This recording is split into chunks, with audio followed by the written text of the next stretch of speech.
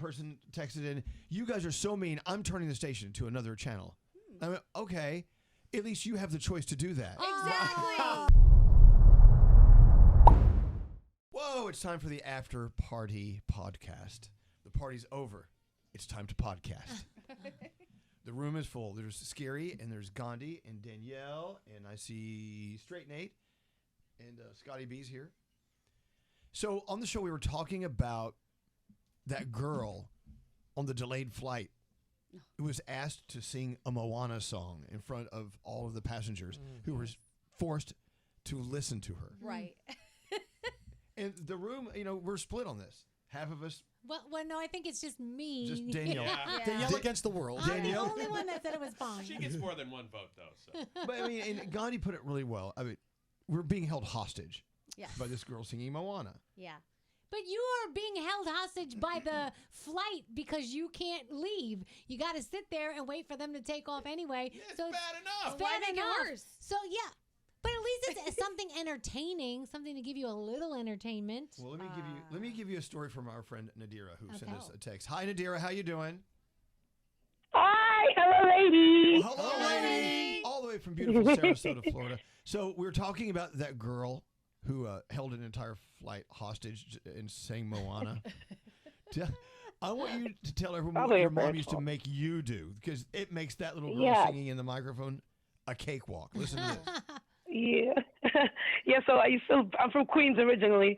So my mom, we'd go to Port Authority in the Greyhound bus, and we'd go to New Mexico, and she'd beg me to sing in the aisle, and I'm mortified. But she's like, well, I'll get you that coloring book, with that was invisible, and I really wanted it. So, but I'm still traumatized to this day. She would make you sing for the Greyhound bus riders. Yes. Did you and have I was a good stuck voice? on there for 2 days. No, not really. Oh, geez. Oh, my God. New York It was City terrible. to New Mexico? Yeah, that's a long drive. Yes, New Mexico. Yes, it was like a few days, so it was really embarrassing seeing these people every day that they didn't want me to sing. It's the same people every day. Okay. It was terrible. 2 questions, Nadira. One, what were their reactions? Were they all like, please get away from me? And then 2, what did you sing?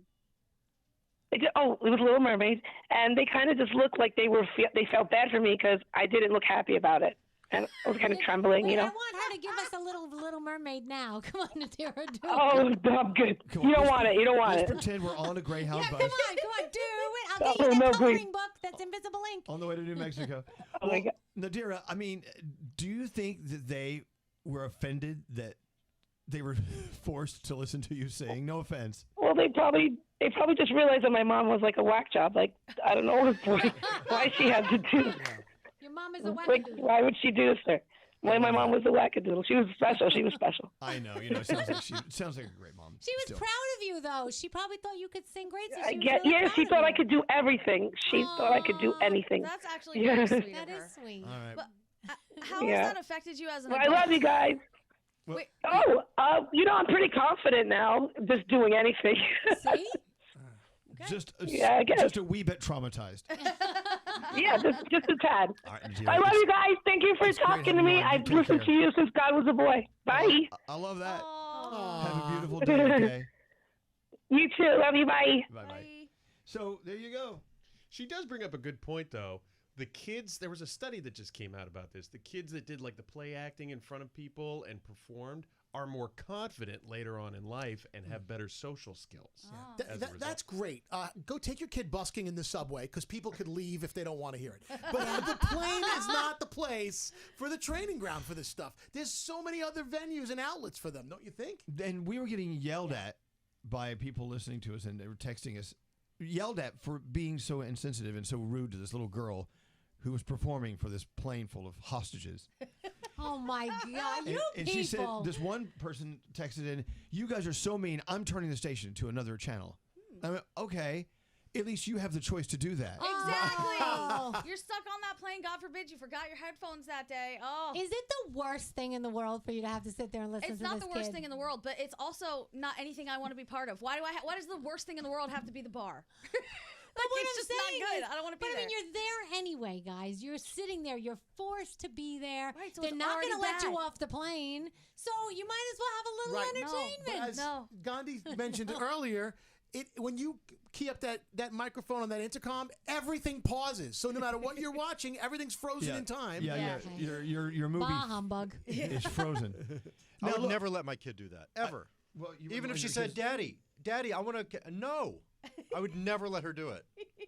What if we chose who was going to sing? I don't want that little girl. I want that old man up in 1A. American Airlines Idol. I'm telling you, a talent show waiting to get into the air is a great idea. It will pass the time, and everybody gets to show their hidden talents. Oh God. You know how many times wouldn't that be great if you had a close-up magician on your flight and he just come doing card tricks in front of I you? would John like that. Stessel. If he was on my flight, I'd be very excited. Exactly. And plus, he's just performing for you, maybe your seatmate, Yeah. not for the entire plane, forcing you to. You can't read, you can't listen to anything on your headphones.